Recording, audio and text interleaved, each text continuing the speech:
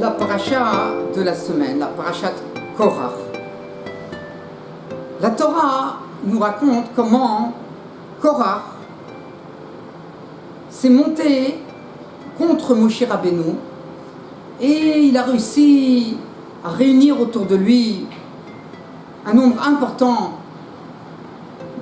de l'Assemblée d'Israël, de la communauté, des gens très très importants, pour venir faire une dispute contre Moshe Rabbeinu et Aaron.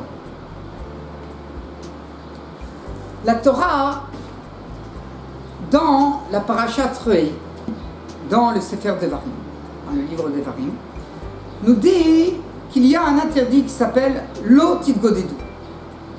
Bani Matem Lachem Elokerem, vous êtes des enfants d'Hachem, Lo Titgodedu. Vous ne ferez pas Lo Titgodedu. Lo Titgodedu, l'interdit principal, c'est la Gedida. Faire une Gedida, ça veut dire se faire des entailles. Quand quelqu'un il a un mort, alors ils avaient l'habitude, en pays de Canaan, quand ils avaient des morts, ils se prenaient des épées, ils se faisaient des plaies, ils versaient le sang pour montrer combien la personne qui venait de les quitter était chère à leurs yeux. La Torah nous dit, vous êtes des enfants de Kadesh Brou, ne faites pas des coutumes de ce genre-là. Ça, c'est la première compréhension de cet interdit, Lo Titgodedu, qui est marqué dans la Torah, dans le Sefer Re'eh. La deuxième compréhension, le Rambam, dans les lois des services des idoles, interdit de servir les idoles, nous dit dans le chapitre 12, dans la loi 14, est incluse dans cet interdit de Lo Titgodedu qu'il n'y ait pas deux beddin, deux tribunaux rabbiniques dans une même ville. Un des tribunaux rabbiniques, il se comporte, il a des coutumes, une façon de faire un tel. Et le deuxième, il a une façon de faire différente. Pourquoi c'est interdit? Chez Davarzé, que le fait qu'il y ait deux tribunaux rabbiniques et que donc une partie de la communauté se comporte comme le premier tribunal et la deuxième partie de la communauté se comporte comme le deuxième tribunal rabbinique, ça crée de très grandes disputes, discussions, scissions dans la communauté. Et il est dit, Lo Titgodedu, vous ne ferez pas l'interdit de Titgodedu. Et c'est quoi Titgodedu? Lo Ta'asu, vous ne ferez pas agudot. Des groupes. Une Geduda, c'est un groupe. Vous ne vous séparerez pas en plusieurs groupes.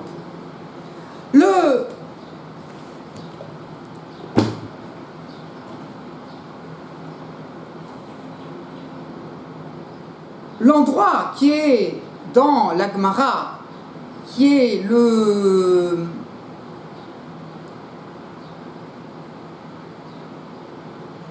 Mekor, qui est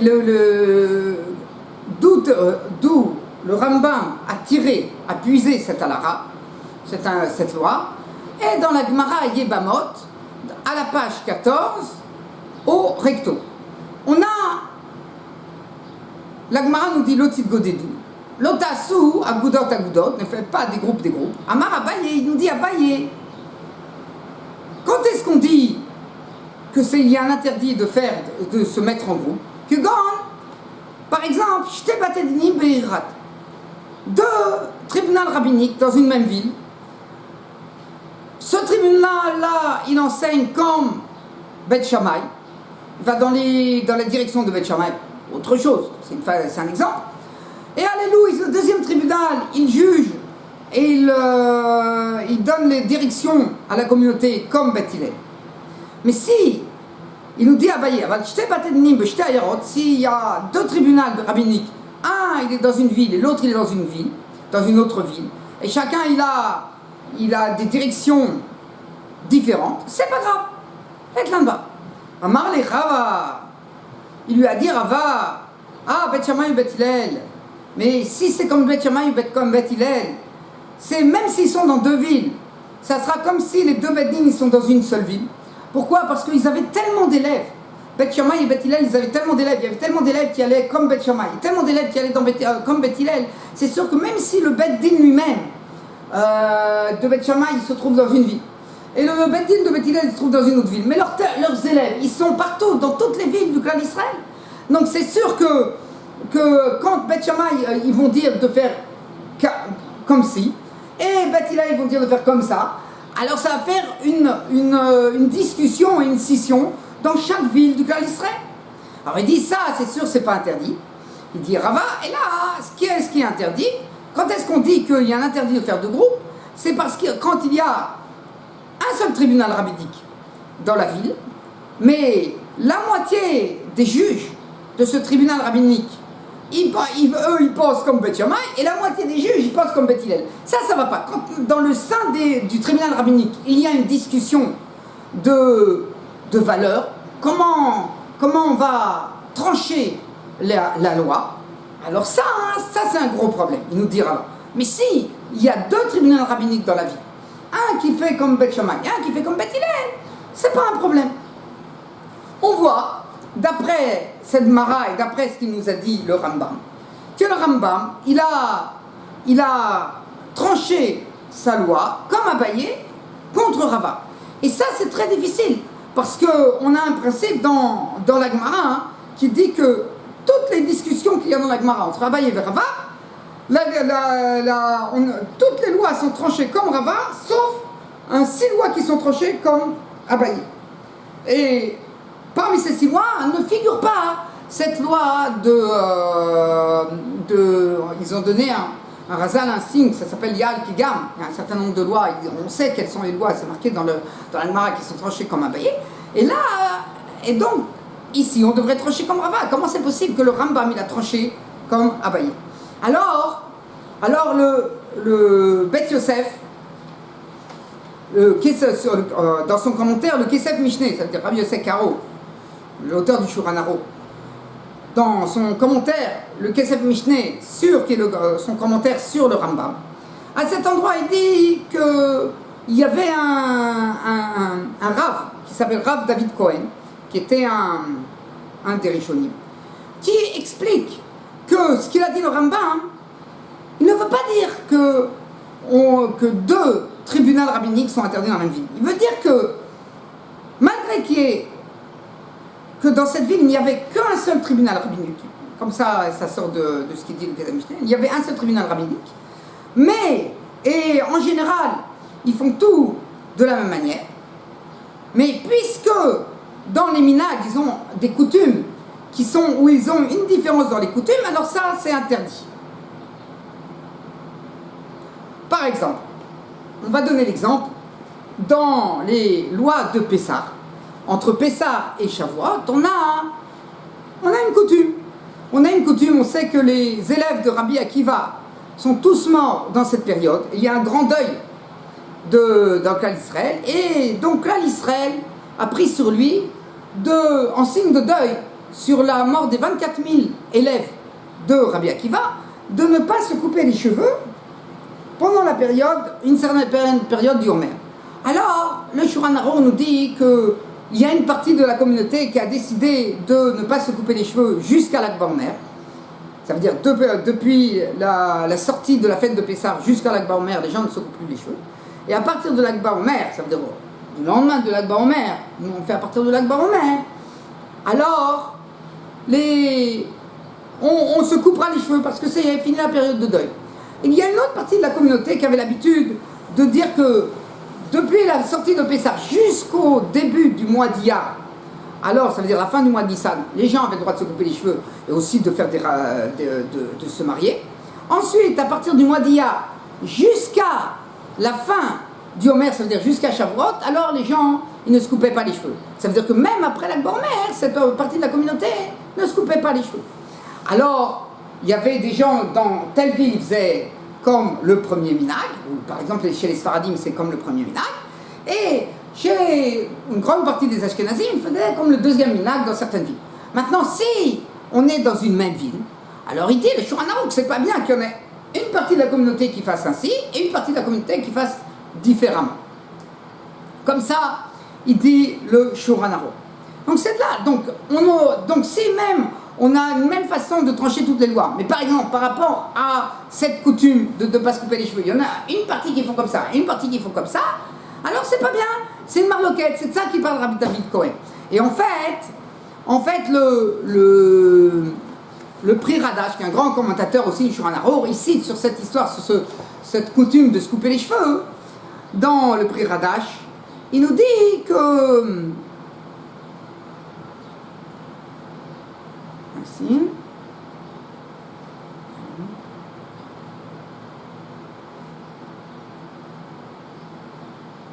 Va voir dans le Rambam, il nous dit, donc au départ il dit que la loi c'est que tant qu'il y a, ce qui est interdit c'est un seul Bet Din, la moitié ils tranchent comme Bet Shammai par exemple, et la moitié ils tranchent comme Bet Hillel, ça c'est interdit. Mais si il y a deux tribunaux rabbiniques, c'est bien, même si la moitié, ce tribunal-là il pense comme Bet Shammai, celui-là il pense comme Bet Hillel, c'est bien. Et ensuite il va voir dans le Rambam, donc le Rambam que je vous ai cité, et dans le Kesef Mishneh, que je vous ai cité, il dit que s'il y a deux minag, il y a deux coutumes dans la ville, deux coutumes, c'est comme s'il n'y avait qu'un seul beddin dans la ville, et ça c'est interdit. Donc c'est interdit si, selon ce qu'on entend ici du Pri Radash.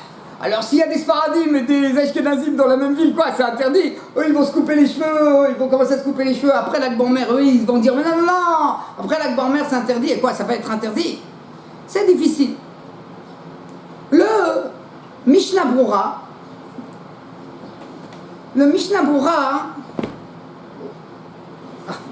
voilà, le Mishnah Brura nous dit que quand est-ce que ça, on est concerné par cet interdit, c'est si on n'a pas des noms de communautés à part entière. Ça veut dire que si, il dit si le Mishnah Brura, il nous dit dans le Siman, dans le Shulchan Aruch, dans le chapitre 468, que si il y a deux communautés complètement séparées, chaque communauté elle a son Bet HaKnesset, on prie tous les jours dans le Bet HaKnesset en minyan, elle a son Moré de Tzedek, elle a ses Rabbanim, elle a son mikvé. Ça veut dire que même si on a un mikvé commun, mais le mikvé, on va dire, il est géré par les deux beddin. On fait de telle manière que les deux beddin, ils ont leur mot à dire dans la gestion du mikvé, comment il est. Alors, si c'est comme ça, ça s'appelle une communauté. Ça veut dire que chacun, il a tous les éléments qu'une communauté a besoin pour pouvoir tourner. Donc si chaque communauté, elle a tous les éléments qui lui sont nécessaires pour être indépendante de l'autre communauté, alors on voit comme si que c'est complètement indépendant, et même si chacun a sa coutume, eux ils vont se couper les cheveux après la grand-mère, eux non, c'est pas grave. Pourquoi? Parce que là les deux communautés sont complètement scindées. Par contre, si il y a une communauté, que ça veut dire on a simplement, chacun a son tribunal.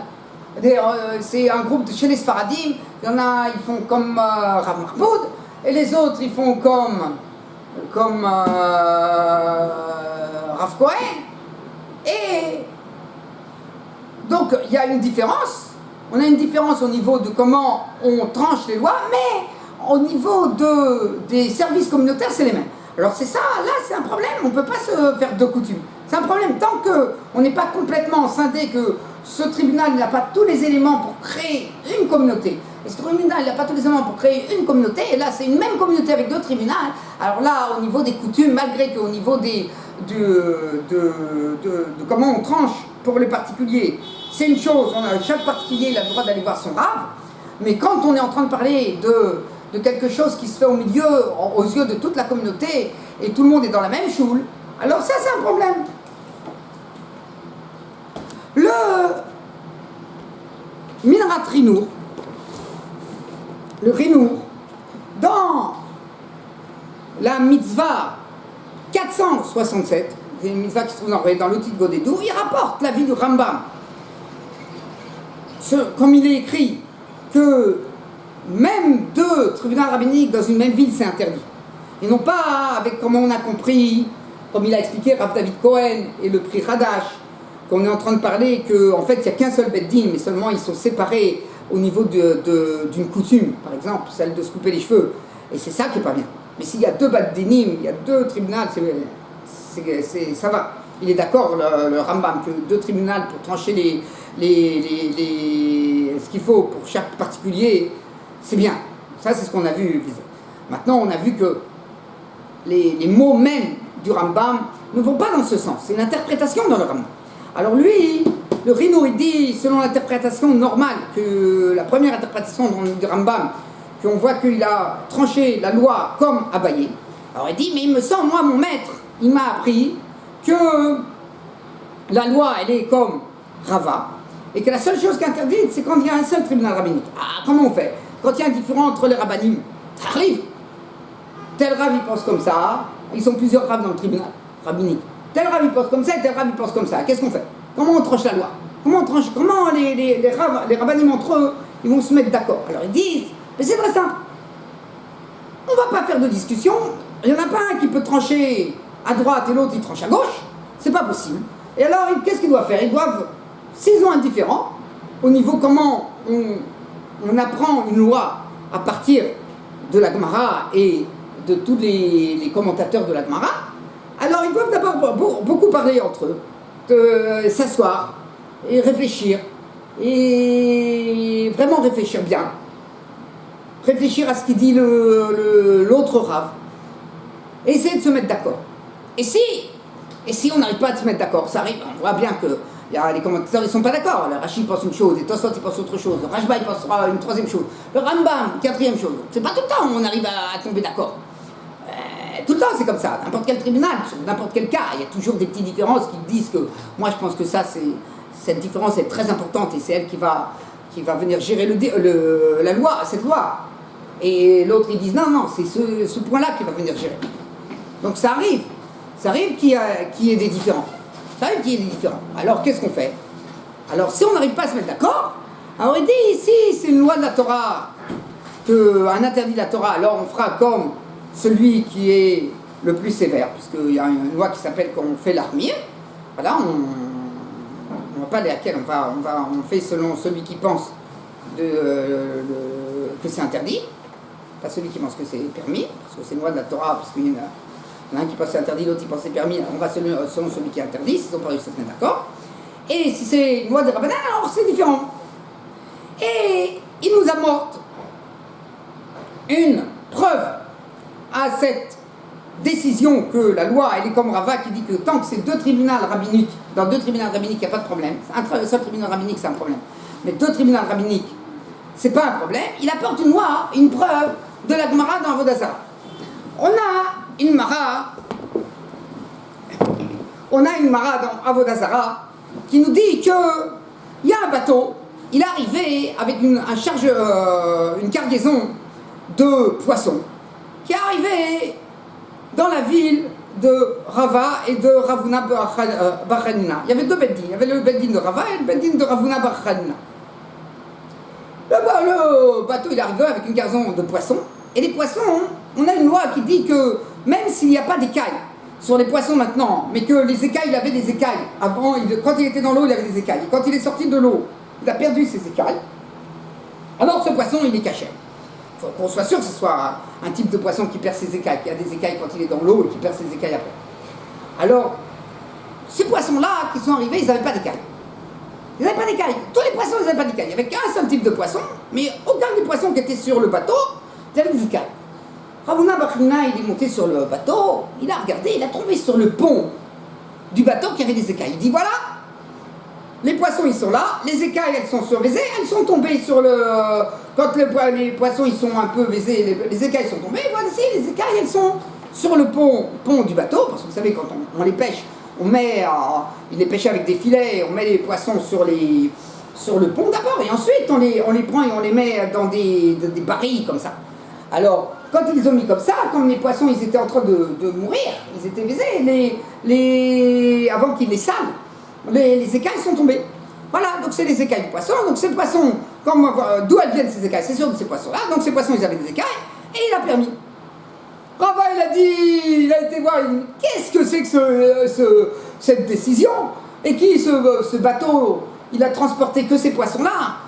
C'est vrai que maintenant il n'y a que ces poissons-là dans ce bateau, mais le chargement précédent, il y avait peut-être d'autres poissons, et les autres poissons, eux, C'était des poissons, un autre type de poisson qui avait des écailles. Voilà, c'est les écailles qui sont là, c'est les écailles du chargement précédent qui était dans ce bateau. Qui nous dit, bah, tu vas me dire quoi, ils ont lavé le pont du bateau entre les deux chargements, et ils ont mis en second chargement, combien ils ont lavé? Toutes les écailles n'ont pas pu partir. Donc voilà, ces écailles ne sont pas une preuve qu'elles viennent, les écailles qui se trouvent sur le pont, c'est pas une preuve que ces écailles-là, elles viennent de ces poissons-là. Donc on n'a aucune preuve que ces poissons-là, ils avaient des écailles, donc c'est des poissons qui n'ont pas d'écailles, des poissons qui n'ont pas d'écailles, c'est un poisson non cachère, ils sont interdits. Ah bah, ils ont fait sonner le chauffard, comme quoi, ils ont fait comme ça, diffuser dans toute la ville que les poissons, ils sont interdits. Et Ravuna Bachinna, il a fait diffuser dans toute la ville, à grand cri aussi, que les poissons, ils sont permis. Voilà, comment c'est possible? Alors si on dit que 2 tribunaux rabbiniques dans une même ville, c'est permis, alors c'était permis. Mais si on dit comme le Rambam, quand il pense au Rambam, que 2 tribunaux rabbiniques dans une même ville, c'est interdit, alors c'est interdit? Comment ils ont pu faire ça, Ravuna Bachinna? Et là, on voit que la Lara, puisque c'est comme ça qu'ils ont fait, ils se sont comportés selon l'avis de Rava dans Yebamot, dans la Gemara Yebamot, c'est que la Lara, elle est comme Rava. Comme ça, il veut nous dire le Rino. On a un prix Megadim. Le prix Megadim, il parle sur à Yerushalayim. Il nous dit le Magad Avraham, il a une loi qui dit que même des gens qui n'ont pas l'habitude d'être dans une ville, les gens ils montent à Jérusalem la veille de Pessah. Ils montent à Jérusalem et on a une habitude à Jérusalem de ne pas travailler la veille de Pessah. Depuis le petit matin. Comme on va amener le Korban Pessah, on va amener le sacrifice pascal au temple, alors les gens ils avaient pris sur eux à Jérusalem, les gens qui habitaient à Jérusalem, de ne pas travailler depuis le petit matin, de telle manière à être libre pour pouvoir apporter ce sacrifice au temple la veille de la fête de Pessah. Puisqu'ils allaient manger ce sacrifice dans la soirée et ils allaient lire la Haggadah sur la viande du Pessah. Il y a des gens qui viennent de toutes les villes d'Israël, de la terre d'Israël, et même d'ailleurs. Ils arrivent et ils veulent venir apporter leur Korban Pessah. Eux, quand ils restent dans leur ville, par exemple, c'est des gens de Tzfat. À Tzfat, on remarque qu'il n'y aurait pas de minag de ne pas travailler la veille de Pessah. Après, à partir de midi, c'est sûr, personne ne travaille. Mais avant midi, du petit matin jusqu'à midi, on a le droit de travailler. Alors, aujourd'hui, personne ne travaille la veille de Pessah. Mais sauf les gens qui sont des occupations qui sont pour la fête, comme par exemple couper les cheveux ou faire des chaussures, préparer des chaussures, des choses comme ça. Alors on permet la veille de Pessah. Mais sinon, tout le peuple d'Israël, toute la communauté d'Israël a pris sur lui de ne pas travailler la veille de Pessah. Mais à l'époque, c'était encore une discussion. Il y avait qui travaillaient jusqu'à midi, et il y en a qui ne travaillaient pas depuis le petit matin.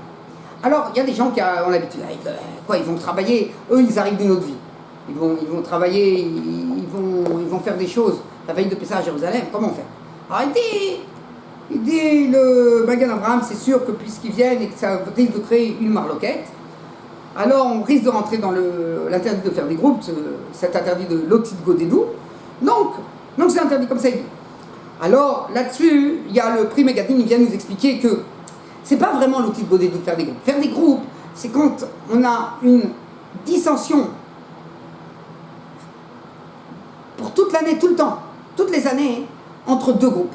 On a 2 groupes qui sont, ils font comme ça, les autres ils font différemment, et ça crée des tensions, des disputes entre les 2 groupes constamment. Mais quand c'est quelque chose de ponctuel, c'est une chose qui est ponctuelle à une journée, 2 jours, et c'est pas fixe parce que les gens qui montaient à la fête, c'est pas toujours les mêmes choses. Une fois c'est moi qui monte, une fois ça sera une autre personne qui va monter. Donc c'était pas tout le temps les mêmes personnes qui avaient cette friction qu'il pouvait avoir entre les gens qui montaient et les gens qui habitaient à Jérusalem. C'est pas toujours les mêmes gens qui avaient la friction. Donc ça s'appelle un problème temporaire qui rentre pas dans le fait de faire des groupes. C'est pas des groupes, c'est pas vraiment 2 groupes. Alors ça, ce n'est pas interdit par Lotil Godedou, mais il y a un problème qui ne donne pas de gérer, d'avoir une gestion de la communauté, de ne pas avoir des différends entre nous. Donc c'est bien, mais c'est des Rabbanan déjà, c'est bien que les gens qui vont à Jérusalem, alors eux, ils ne travailleront pas à partir du matin. Comme ça, il dit le Pri Megadim. Selon ce qu'il vient de nous dire, ce qu'on vient d'apprendre du Pri Megadim, on peut répondre pour le Rambam face au Rinour, face à la preuve qu'on a vue pour les poissons. Parce qu'on a vu que l'essence de cet interdit de faire des groupes, c'est quand les groupes vont être fixes.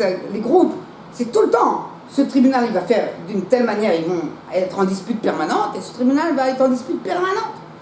Donc, et il va y avoir une permanence de cette discussion entre les deux groupes. Rava et Rav Huna Baranuna, en fait, on peut dire que eux, ils avaient les mêmes décisions. En général, ils pensaient la même chose. Ah, dans le cas du bateau qui arrivait avec les poissons, ils ont eu une discussion qui s'est traduite par le fait que chaque Beddin, que Rava et Rav Huna Baranuna, ils ont diffusé dans la ville que les poissons ils sont permis ou les poissons ils sont interdits. C'était complètement ponctuel. En plus, c'est pas un événement qui allait forcément se répéter. C'était une fois, ces poissons-là, c'est pas tout le temps que ça va baisser. C'était ce chargement de poissons qui a eu ce problème. Qui va nous dire que demain, après-demain, ou dans un an, ou dans 2 ans, il y aura encore un chargement de poissons qui va avoir le même problème. Peut-être on va trouver des écailles sur les poissons. Donc, comme c'était sur un problème complètement ponctuel, dans cela, il n'y a pas de problème si ponctuellement, il y a une différence entre les deux tribunaux rabbiniques, pour le Rambam. Le problème, c'est si les tribunaux rabbiniques, ils sont en train de donner une psycha, une décision, alors aux gens qui viennent les voir, qui vont se traduire par un différent qui a une constance entre les deux groupes. Ça, c'est ça qui est interdit. Shabbat Shalom Mevorach.